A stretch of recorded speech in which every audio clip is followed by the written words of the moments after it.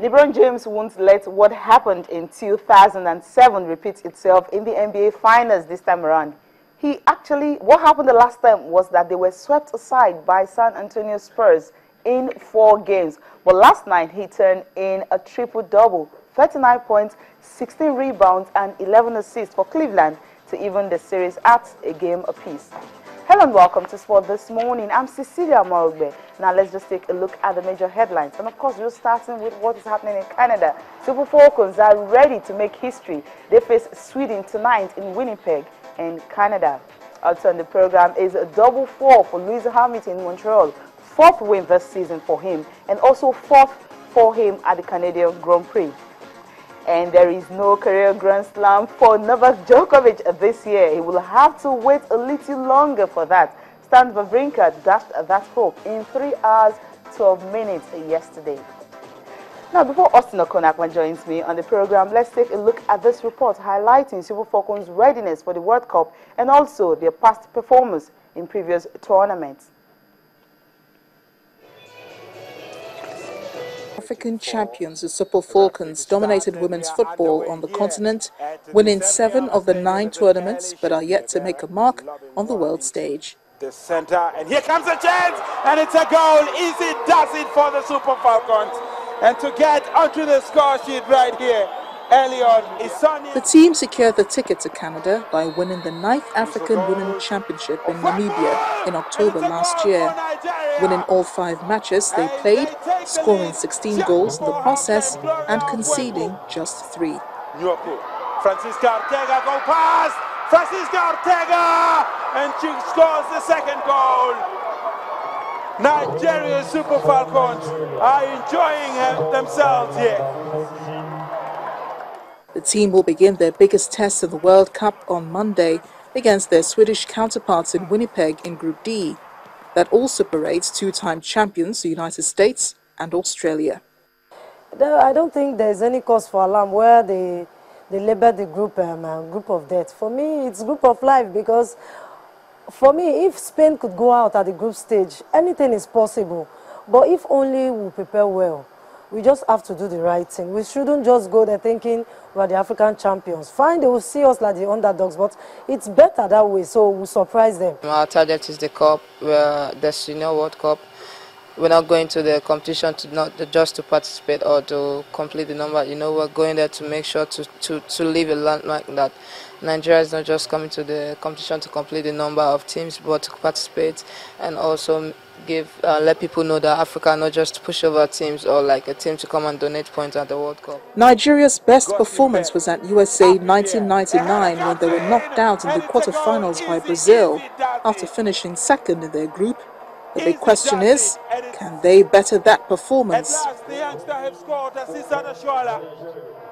She's been trying to get onto the score. We will be ready for that World Cup, and we'll do our best, and we'll make sure that Nigerians are proud. Somebody asked me about, are we scared of the World Cup? Of course, some of those teams are intimidated. But let me tell everybody something. I'm very patriotic and very fiercely Nigerian. We are the most resilient people in the world. Size does not matter for us.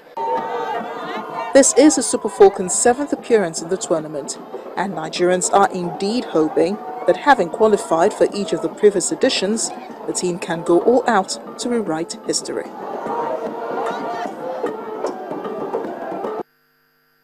All right, Super Falcons, of course, they're ready to fly today. They will be facing Sweden, 9 p.m. Nigerian time. Now, you can talk to us on Twitter and, of course, on Facebook. What do you think the Super Falcons would do? Well, if they will win that game, and by what goal margin? Because what happened last night against Côte d'Ivoire wasn't really something to smile about. Talk to us on Twitter and on Facebook, and you have it on your screen there. Okay, Austin Okonakwa joins me now. Austin, good morning. Good morning, Cecilia. Good to be here. Busy weekend we had. But then the Super Falcons will get us talking from tonight. Yes, tonight. It's already here. You know, we're doing the countdown and all that, you know, monitoring their preparations, everything they've done to see how well they'll be able to face Sweden. What Edin Okon came up yesterday to say that, look, he's going to feed the best legs for the game. And not only that, he believes that they are 100% ready. And not just that, he said all the things they've done, they perfected everything. So he feels they're ready to take on the world. I think they're ready, Cecilia. I was saying to myself, after watching the Flying Eagles qualify for the next round of FIFA Under-20 World Cup, and I said that might even be an advantage for the Super Falcons because the opponents will have much to monitor about them. They said they actually watch the game. They watch the Flying Eagles. That will give them an edge. I'm saying Sweden, Australia, and the United States. How much of the Super Falcons do they know? They will go and watch their clips from the All Africa or Women's Championship in Namibia. And that's it. And they want to play against Canada also. Okay, maybe if at that time the Americans were not not as competitive as it is on a regular, competition. So I'm saying that Coach Edwin Okon can actually use that as an advantage. Okay. Work on tactics, teamwork. I like when they say they are working as a team. I try to put a call across to the camp, and the girls are singing, let's play as a team, let's play as a team, let's take off pressure from assistants, take off pressure from the Zara. Let everybody play their A game, and with that they can spring surprises. I have this gut feeling that they can beat Sweden. I just have that feeling that they can beat Sweden. If they beat Sweden, they shouldn't get complacent. Keep up that momentum of beating Sweden, take it up to the next round. Anything can happen against America. I don't care. But let them just win their first games. Game, because that's the key. Because even Edwin Okon said something like that if they can just win their first game, then they believe that from there they go on. And with Nigerian Football Federation saying that they should go there and make history. What history are they going to make? What do you think, Austin? Well, talk is cheap. When you've not done so much to achieve what you should, this part of the world, some people turn to God, others will turn to luck, some people turn to miracles. The Nigerian Football Federation can only operate with the philosophy of optimism, and that's what they're trying to pass forward to the girls. What sort of history is there to make? We've not done so well at the world stage. We've qualified for the World Cup, and we still didn't prepare well. That's the truth, Celia. We didn't prepare well. But because we know we have the quality, and we have, like you heard Kashamoto say, we are resilient people. We are very strong out there. When we see a goal, we chase it, we try to achieve it. And I think that's what the Super Falcons can do. Let's say they get out of Group D. See the level of, see how positive they are. Evelyn says it's not a group of death, it's a group of life. That they can survive it. It's just talk. They're not going there to donate points. Exactly, or just add to the numbers of team participating. So at this stage, that's all you need. But deep down, they know that if they are prepared properly, that if they get a sort of support, good welfare, concern, they can actually take all of that, put it together, because you need to have a total team when you're going for a World Cup. It's the World Cup. It doesn't get bigger than this at the women's level. So just wish them all the best. On our part too, we'll keep the support going, and we pray if we can. Okay, we'll pray if we can. Now let's take a look at the fixtures for today. And of course, we have Group C and Group D. Cameroon will be in action today against Ecuador, and of course, Japan and Switzerland will also be in action. That's the fixture there. Cameroon, Ecuador, Japan, and Switzerland. Group D, you have Sweden, and Nigeria, USA, and Australia. Now, the Americans, when they arrived in Canada, they were saying that the group they were actually the ones who actually tagged it first as a group of death. So for them, who was seeking their first championship or title, so to speak, in 16 years. I think they're still scared that this group is mind games. They're just mind games because they're just trying to say, we're not favorites. We know they're favorites there. But for us, in terms of wishing them, use the word bad, we'll just be saying, let them play a draw. Let America and Australia goalless draw. Let them play goalless draw. Yes, that's nice. They'll win our game. Now the group, the results for the weekend. It started on Saturday morning because you have Canada and China. That one was a lone goal. It was actually the superstar was scored 154 goals now for Canada. She was Kristen Sinclair was the one who actually scored that goal, their penalty spot for Canada to win their opening game. They are the host nation. New Zealand and Netherlands, they ended in favor of Netherlands 1 goal. Now, Group A, you have just 2 goals scored. In Group B, that's where the shock was. You have 14 goals in 2 games, and Germany accounted for 10 of that at the expense of Cote d'Ivoire making their debut.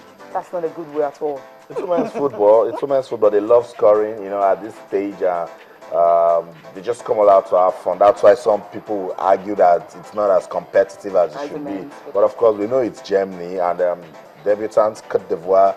That's a good way to let them know that this is the world stage. You're coming to play world football. Championship You're not playing people that are not doing well with women's football. So I think that will make them do more when they get back to Africa. But for me, I think the Norwegian team are very impressive. Yes, former champions. I followed updates of that game, and I think anybody meeting the Norwegian team should be really, really careful. They're very tactical and technical. And the way they play Thailand, they play them as Thailand, they're also making their debut. Yeah, but you see, when you play your first game at the World Cup, you need to achieve a lot of stability. When you play that kind of game and you can see that you have a team, then you're already, going to, all you need targeting to do is something. Start sustaining the momentum.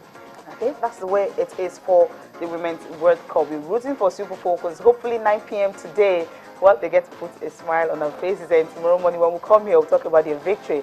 And of course, well, like Austin said, he wants the Americans to draw their opening game. Now, from that, quickly we'll talk about the Super Eagles. Of course, we know they're in camp. They arrived Kaduna yesterday, and of course, they're preparing for the game against Chad. For Coach Stephen Keshi, he says that he knows the Chadians very well, in the sense that they don't just have only local-based players like people feel, that they have a lot of foreign players in that squad. Let's listen to him.